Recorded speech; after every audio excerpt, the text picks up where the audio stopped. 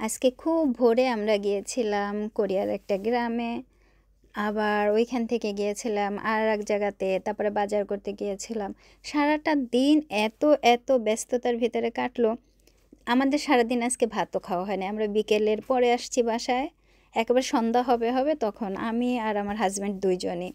সারাদিনে আমরা একটুও ভাত খাইতে পারি নাই, মানে টাইমই পাই নাই, বা ভাত খাওয়ার কোনো রেস্টুরেন্টও পাই নাই ওইখানে। একেবারে গ্রামের দিকে গিয়েছিলাম, কিন্তু কফি খেয়েছি, পানি খেয়েছি, ঘরে থেকে নিয়ে গিয়েছিলাম। তো বাসায় আসার পরে আমার তো প্রচণ্ড খিদা লাগছে। আমার ঠিক এইরকম সময়গুলোতে মনে হয় যেন যদি একটু পান্তা ভাত খেতে পারতাম তাহলে কিন্তু অনেক বেশি ভালো লাগে এরকম। তা আমি একেবারে লবণ নিলাম, একটা কাঁচামরিচ, শুকনা মরিচ, লেবু, তারপরে কাঁচা পেঁয়াজ, দেশি পেঁয়াজ, তার সাথে বিফ, গরুর মাংস রান্না করেছিলাম, পান্তা ভাত খাচ্ছি। আর লেবুর খোসা, এই যে লাইম, লেবুর খোসাটা খেতে আমার এত ভালো লাগে পান্তা ভাতে, মনে হয় যেন বেশি ভালো লাগে। এই লেবুর খোসা খাবো, কাঁচা পেঁয়াজ, মানে একেবারে দেশি পেঁয়াজের স্বাদে, শুকনা মরিচ তো আছেই, স্বাদ মতো লবণ, মানে সেই রকমের একটা ভালো একটা খাওয়া দিছি সন্ধ্যাবেলায়।